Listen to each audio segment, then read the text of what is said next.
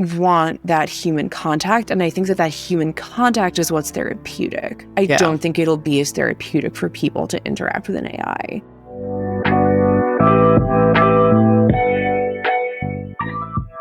Hi, I'm Kira Yakubov, licensed marriage and family therapist and founder of Heal Your Roots Wellness Practice. Every episode, we talk with a professional from the mental health field to learn more about their approaches and specialties, and also their journey of becoming a therapist. In this podcast, we'll uncover a deeper look at the world of therapy from new perspectives.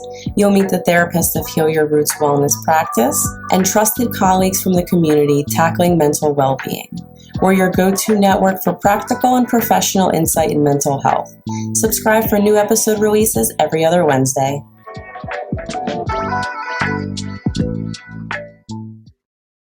For today's episode, I'm welcoming back Emily Treadgold-Shaw, nurse practitioner of psychiatry, and she primarily works with children, adolescents, and some adults. Emily, thank you so much for coming back today.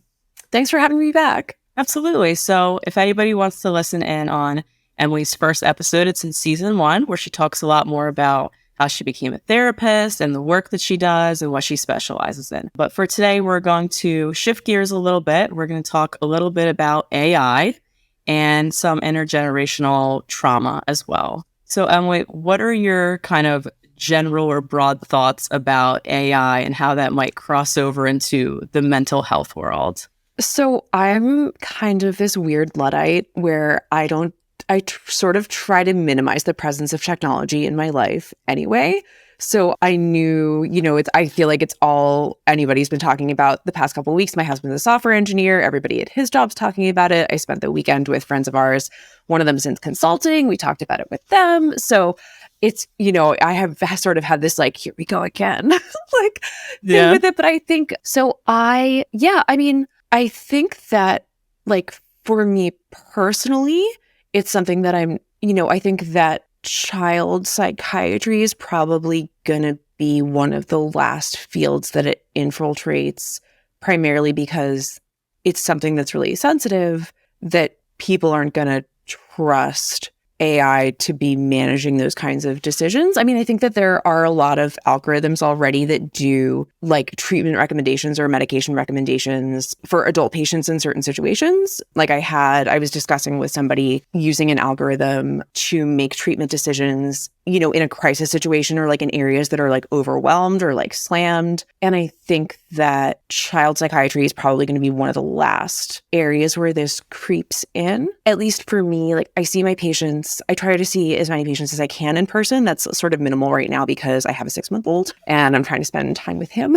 But I do go into the office one day a week, and with younger kids, there's not really a substitute for getting on the floor with them and doing play therapy and cracking out the dollhouse or the crayons or having them draw me a picture of their family. It's something that I'm much more concerned, when I think of my adolescent patients and I think of the impact on them, and I think there's already a lot of cheating with school. I think there was already a lot of cheating with the pandemic and going to remote learning because kids are digital natives. They know this stuff so much better than older adults. And I think that there was a lot of stuff that, teachers let slide during the pandemic, understandably. So I think about that and I think about cheating. And I think that a lot of professors that I've talked to or that I've read articles about have said that they're concerned about the impact on academic honesty. So I think about my adolescent patients and I worry that the pressure on them to succeed is so high that they would turn to AI out of desperation, the same way that anybody turns to any kind of academic dishonesty out of desperation. And I worry about the impact on them of that. And I also, of course, anytime you're cheating or anytime you're having an algorithm or, right now, sometimes, kids will pay another student to do stuff for them. And it's if you can have an algorithm do it for free, it's either way, you're not learning. So I think about that a lot. I also think about the impact on my patients' parents' livelihood and my adult patients' livelihoods. So obviously, I think there are a lot of workers, even workers that weren't concerned about being displaced by automation before, that are a lot more concerned about being displaced by this.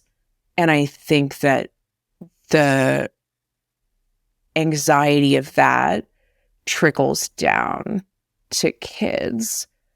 And I think that also like, obviously, if you're losing your livelihood, like the anxiety of that is going to trickle down to kids also. And like, there's so much about even like really young kids, if you're in an environment where like all the adults are really stressed and it's like uncertain and there's stuff happening. I mean, I think that can have like a really negative impact on brain development and on emotion regulation and all this stuff. So I think about that a lot too, where I wish I could be like, I'm sure everyone will be responsible with like adopting this new technology. But like, of course, that's not true. I mean, I think that there are going to be like bad actors in any situation. There are going to be people using it. It's a tool, there are going to be people using it for good and there are going to be people using it for not so good. I think that one of the things that apps do, and this is true of like any social media, it's like Facebook, Instagram, TikTok, the point is to keep the user engaged and keep the user using the app. And I think that one of the things that drives that engagement is outrage. And, I'm thinking primarily about adults here, but when I think about like how vulnerable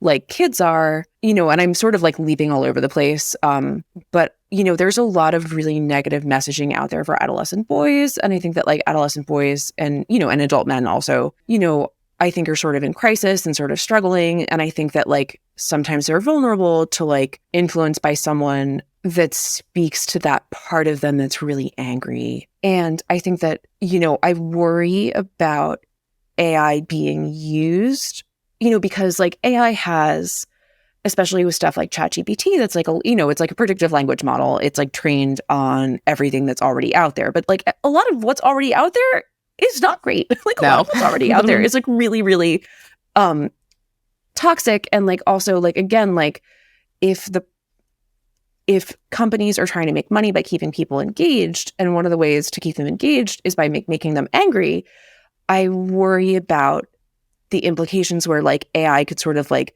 pick up on, and I mean, this not even like a ChatGPT or anything like that. I mean just like regular like algorithms, like picking up on like kids being depressed or angry or frustrated and like sort of like having an messaging tailored to them that like preys upon that.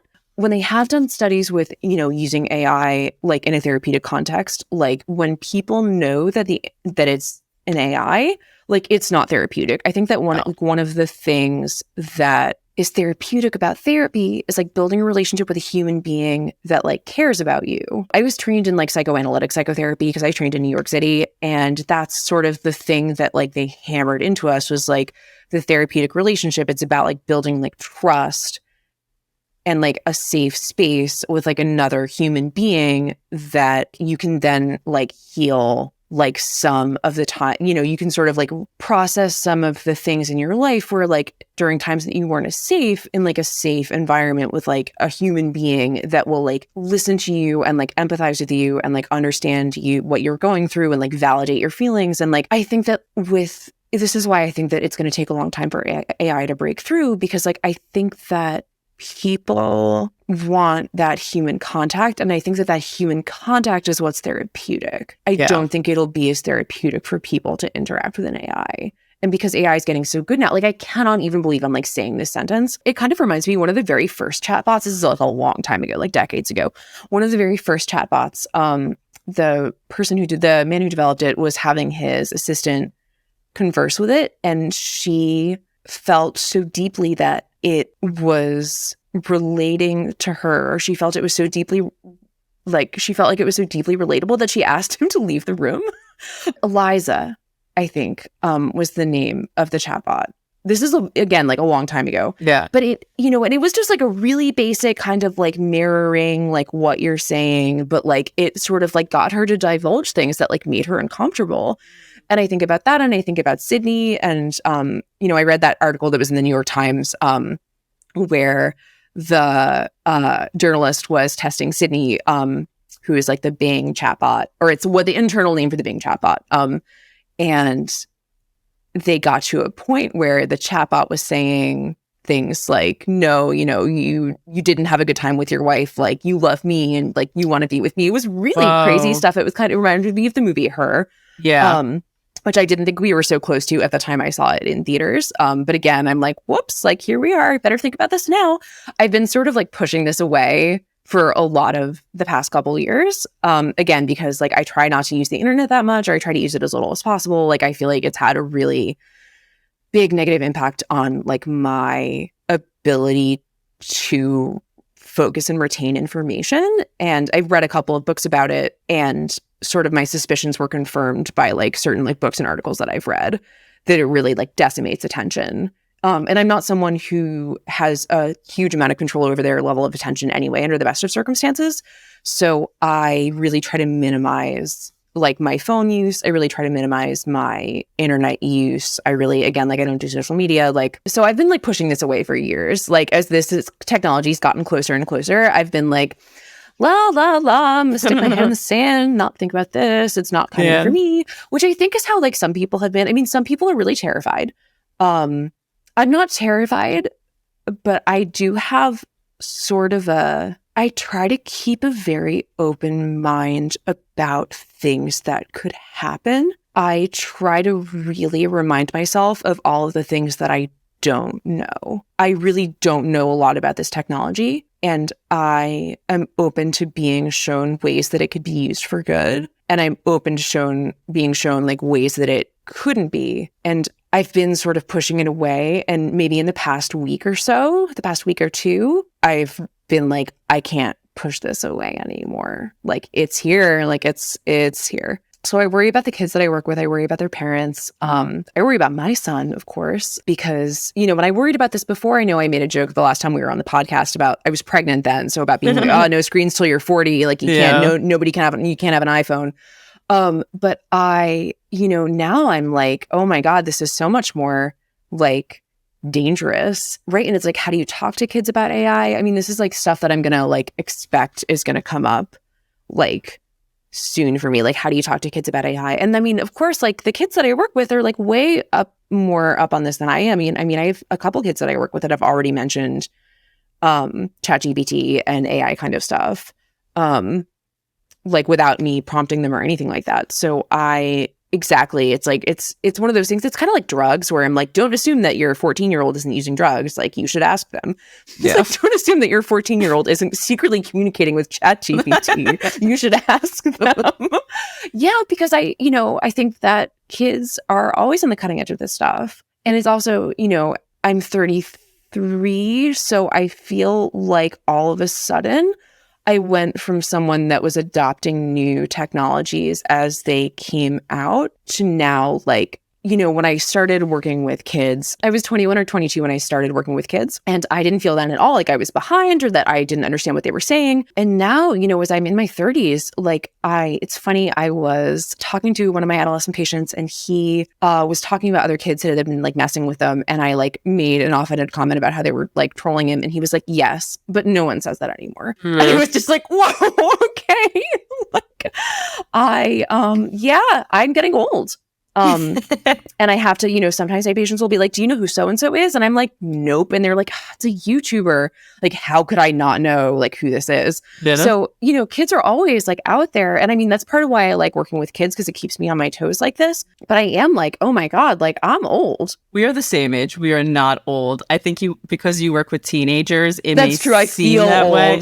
Yeah, that's true. We're not old. Yeah. But I do feel very old. Yeah. It's funny with younger kids, sometimes they'll be like, are you 30?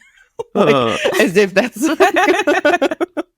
like, do you remember the dinosaurs? Oh my God. Yeah. So, I worry about them. And, and I think that people were worried about us when stuff like the internet was first coming out. But I think that like for all the worrying that they did, I mean, I remember adults being like, never give out your address, never give out your phone number. And I never did any of those things. But I think that there were like other things that they didn't know were gonna happen that happened. And that's what that's like what I'm like the most afraid of, is the stuff that like I can't even anticipate, right? So it's like I hear stuff about, I like think sometimes about like toxic masculinity, like vulnerable young men, like, and I'm like, oh God, this would be so horrible. And I'm like, but that's what I can imagine. And like, what can't I imagine? And not that there's going to be this like horrible like doomsday scenario. I don't think it's going to be like that, but I believe it could. And I also like, I'm sure that there are like, it's like the internet was positive too. Like there were really like positive, people like were able to connect, people with rare chronic illnesses were able to connect with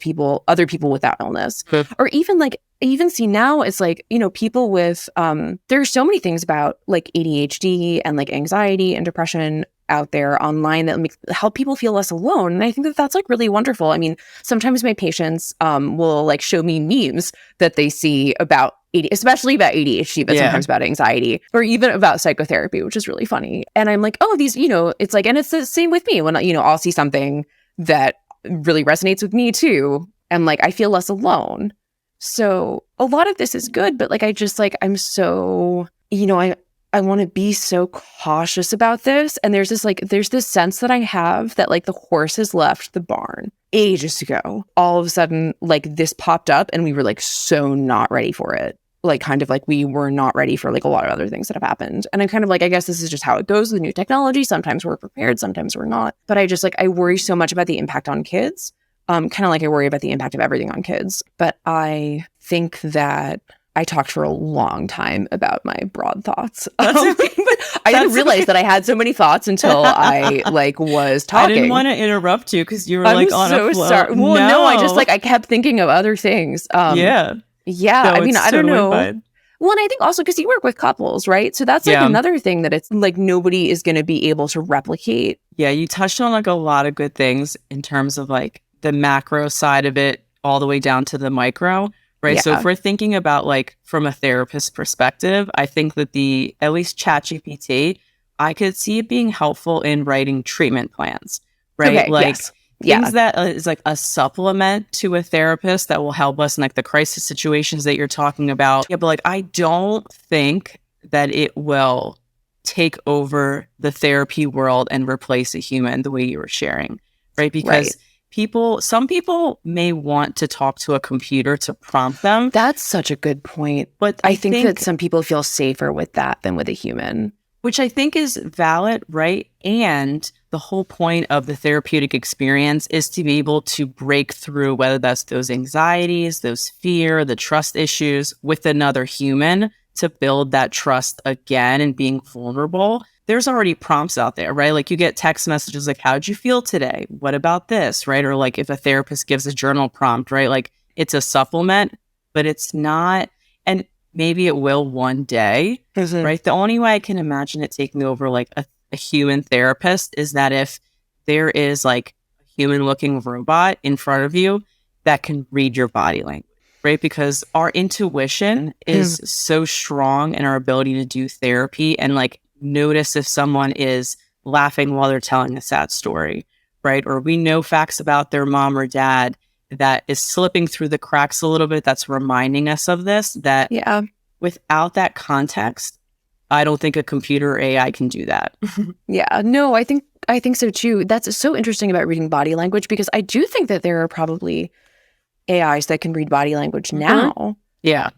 And that, I mean, right, so much of therapy, this is why I like going to the office, even though there's a lot of nonverbal communication that you can see, obviously, on Zoom. Sure. But one of the reasons I like going to the office is like you can see somebody's whole body. Like you can see, are their legs like jittering? Shaking. Like there's so much that's unsaid that I use that's all information that I use. And but I do think that there are probably programs right now that can read body language. Oh yeah. Like I'm sure like for the government, NSA, right, all these things that they need, it's just like, I don't think that they care enough for our general mental health to have that taken over. Nope.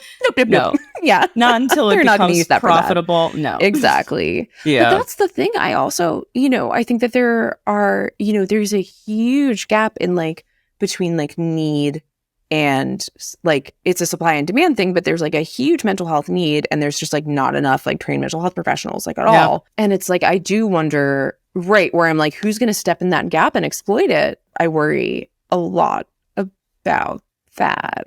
There was a really good commercial, the one where it's a guy and another guy and one of them is like, what do you want? And he starts sort of like the camera sort of starts backing up and he's like, I want a job that I don't hate. I want to not feel like I'm constantly like on the edge of, and then the other guy cuts in and he's like, no, what do you want to eat? And it's like, oh, my bad. And it's like, and then it's like, do you need to talk to someone? And I'm like, no, but like, that was like, I thought that was really funny. And I thought that was like a really great way to be like, yeah, we all, a lot of us need to talk to somebody.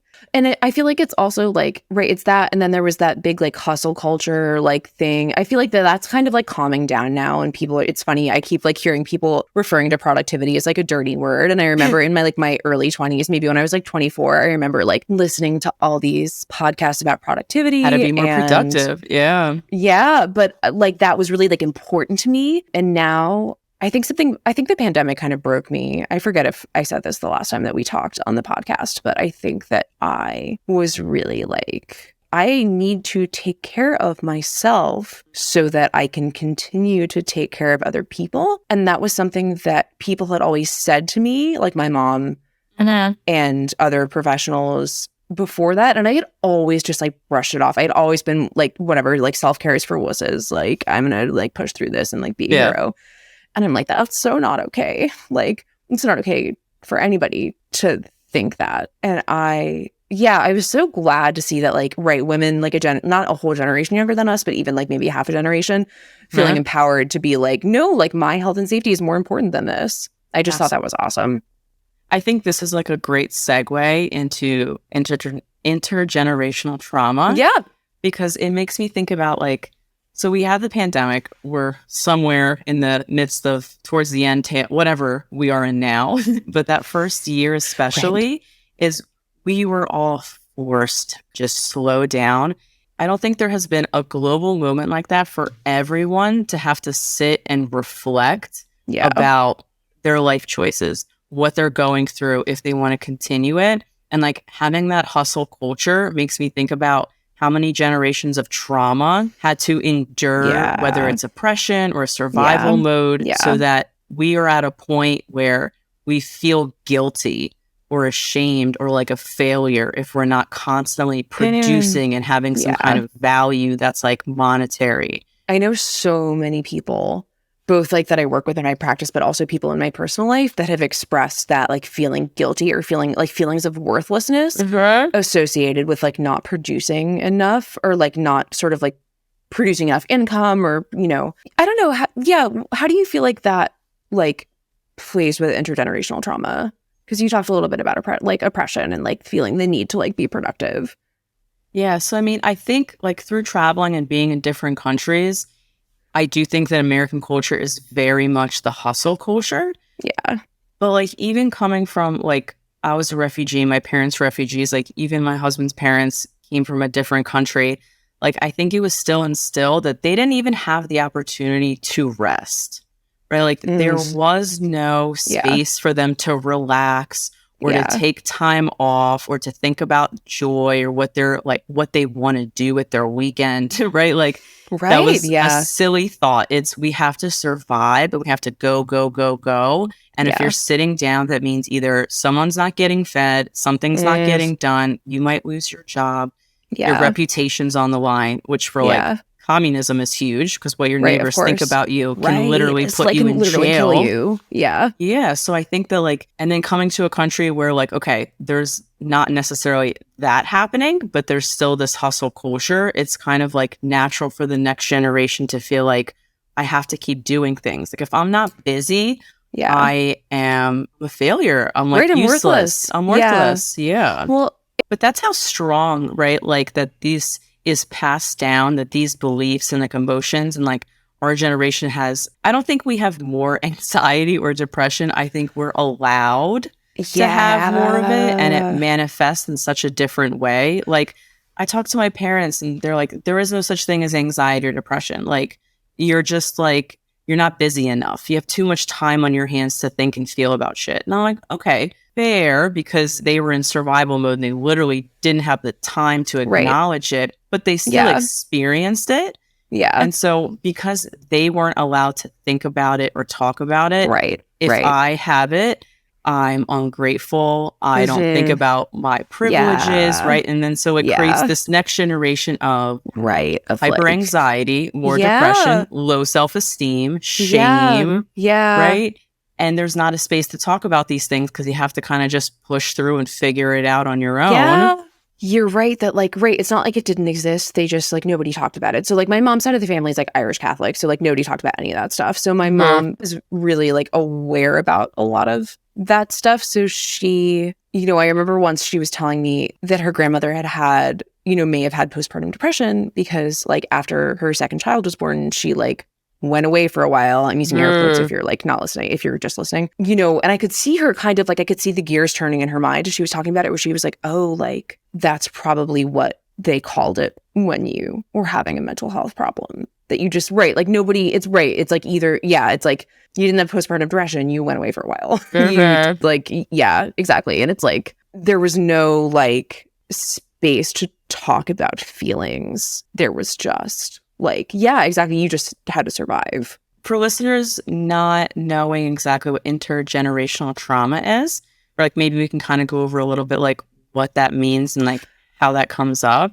Yeah. So I think a kind of a broad overview is if prior generations, like our parents, our grandparents, great-grandparents, ancestors, right, have been through some kind of traumatic experience, whether that might be some kind of abuse, racial trauma, like being a refugee, like on a global scale, or during like something happening in your country, or even just like within the family and the culture, is that the way the people survive, they pass on these maladaptive behaviors onto the next generation. And then they live in a new environment and they use these coping skills, which are also not very helpful.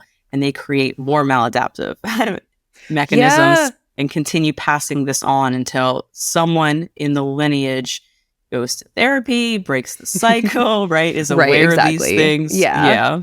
I mean, obviously, like the one that comes to mind, like the maladaptive coping mechanism that comes to mind because I'm Irish American is alcoholism, which is like sort of the one that like everybody would like, it's like the one that like would come to mind for a lot of people. But it's right. It's like, it's not talking about it, like not acknowledging it. It's like denial, I guess, is like what the coping mechanism would be, or even maybe sublimation. And then like, right. And then like self-medicating with substance. So like not speaking for any individual, but like I think that like the rates are higher in that population or in certain populations. And I think the cultural context makes such a huge difference with the intergenerational trauma because, right, like if you are coming from a place where there's war, right, like right now the war in Ukraine, like there's going to be a lot of this. I know, I think about this all the time. Passed down to, unfortunately, like the people who are experiencing it now and their children who are really young and then their children that they're going to have, right? Like it's a ripple effect and it's part of it stays in our DNA as well. Yeah. Right? No, so it does. It's like epigenetics. It does like literally change. Literally. Absolutely. Right. And like, like I'm Jewish and, in my ancestry, there was constantly genocides of wiping out Jewish people. Yeah. And, sometimes there's jokes that like, at least like with my family, like, oh, they're always complaining. They're always asking questions. Everyone has IBS, right? But like thinking about how nervous and anxious and stressed you would have to be every day for your life because you think that someone is going to kill you or torture you. Of course, your stomach is going to be turned inside out. Yeah. Right? It's like these things kind of make sense and then they're passed on because no one kind of addresses them or they don't know to address them or it just becomes the norm of what happens. Yeah, I mean, I think that, right, and that's the thing, it's like, after a while, like, the thread of how it got to be that way is lost, and then it just, that's the way it is. And I think that, I think it can be that way with, like, family secrets as intergenerational trauma, where it's like, you feel like something is off, but you can't put your finger on it. But like, there's no like space to ask about it or like talk about it or like anything like that. So you just like kind of are going around like, okay, like, I guess this is normal. I think that's been the case for like lots of people that I've worked with or like, feeling like something is normal and then like realizing that it's not, like, as you grow up and sort of like meet other families and like start to like realize that like, oh, like there are things that were tolerated like in my family of origin that were like that would never have been tolerated like in other families of origin. And you think that every you sort of think that, like every family is like this, I mean, I know my family origin's like pretty conflict averse. So I've spent a lot of time around people whose families at origin were not as conflict averse and who, you know, there was a lot of shouting and a lot of yelling and that's just like how they interacted with each other. Yeah. And I would go over to their houses and the parents would be like screaming at each other and like screaming at the kids. And I would be like, oh my God, this is like a war zone. And like, that was just like Tuesday. Like, so, and like, and that's the thing. It's like, I don't know. It's that, you know, it's like the chaos of that has an impact too. Like, yeah. Where it's like, I feel like sometimes the chaos of that has an impact in a way that like people, like some people feel like really comfortable with chaos. And like when things are like too stable, they'll like just like do something to like mess it up. Like, you know, just to like, because so they can feel more comfortable. Yeah. And so I see this a lot. It's actually interesting because it doesn't always have to be like a huge traumatic thing. It could just trickle through the family. So I've had several couples where they were heterosexual couples and the female had severe jealousy and trust issues. Okay. And the male partner has not necessarily done anything to warrant that, right? Outwardly. And then so we're doing this family work. You know, as couples therapists, we take time to learn about each person's family, like their family, their parents, and sometimes their grandparents. And, you know, we discover that there was a lot of secrecy around affairs. And, you know, this happens in any culture, any class status, right? But like this particular couple was from an Italian heritage. And within that culture, sometimes there is like an understanding that there will be like a groomer, right? Like a mistress. It doesn't mean that the wives are okay with it, but it's sometimes like ingrained in the culture. Yeah. It's baked in. So imagine, you know, you have a grandfather or you have like these uncles who you really admire and you love and they're great family members, but then you see the other side of the female family members talking so negatively about not trusting men. They're pigs, they're dogs, you know, they're good for the family, but they're not good partners, but you love them and you have a partner anyway, right? So like struggling with trust or like this level of vulnerability or intimacy within a romantic relationship too, is that it's trickled down through the generations too. Yeah, no, that's such a good point that like if in the environment where you grew up, just like nobody trusted men and it was just this like not even an open secret. It was just like out in the open that like men are untrustworthy. They're like gonna, you know, they're gonna betray you. Like no matter what you do, like you can't escape it. Like, yeah, I mean, like who would trust their husband after that? Yeah. Right. And so like that's traumatic too. That's like a relational trauma that is passed down until, you know, it takes a lot of work for that particular couple to work through building trust I can imagine. Based on this relationship.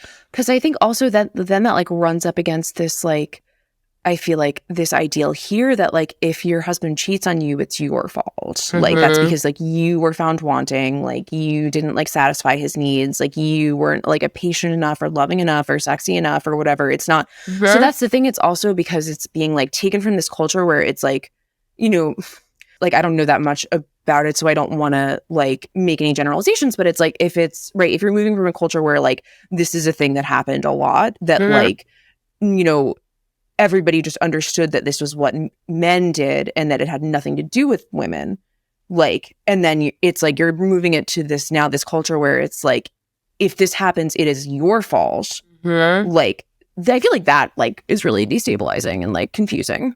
Absolutely. And of course it's like nobody's fault. Yeah. And you know, we were talking about this a little bit last night of thinking about whether you come from an individualistic versus a collective culture. Yeah. Right. And like how that also shows up in mental health and therapy, which I think is so important for therapists generally to be a lot more culturally competent and like sensitive to cultural differences. Definitely. Because I find in like, I also don't want to generalize, right? But like in the Eastern European culture, at least from my personal experience. I feel like that's not a generalization. Like you're like if you were from Eastern Europe. So I know. Like, I feel like it's okay. But like not everybody, right? Like no, I understand. Not everyone's going to have the same experience I have. Yeah. But like within my own personal, but also professional experiences, because I do work with a lot of clients who, whether they are born in Eastern Europe or they came here as children, is that a lot of the family dynamics are very enmeshed, which is, for people who don't know, it's basically like kind of like a group think, like everyone's in everyone's business. Everyone kind of believes the same thing, the ideals, the narratives, like it's in line. So having someone do something or think differently or want to be an individual is seen as a threat to the family unit. Yeah, that's a really good point. Yeah, and I mean, we were talking a little bit about this because my parents were both born in the United States, so they were, and they grew up in like the 70s. It was very like, both sort of grew up in this very like individualistic like culture. So like I didn't have any tension with that. They were like, you can be whatever you want to be, and like you should follow your dreams, and you can go live wherever you want, and like be whatever you want, and we would never try to stop you, and like and when I was a kid, I would be like, well, even like when I would ask them, sometimes I'd be like, oh, do we have enough money for this? Or like, oh, like, what are you going to do if this happens? They'd be like, don't worry about it. Like, we're the parents, you're the child. Like, you don't have to worry about that stuff. Oh, that sounds so healthy. I know. Well, yeah, it was, I give my parents a lot of props. But I think that's a privileged position to be in where I genuinely didn't have to worry about it. Right. So like, I mean, it's very easy to be like, oh, that's really healthy. But it's like, that was the truth. Like, I didn't have to worry about whatever it was. I mean, like, as long as they were all like normal requests,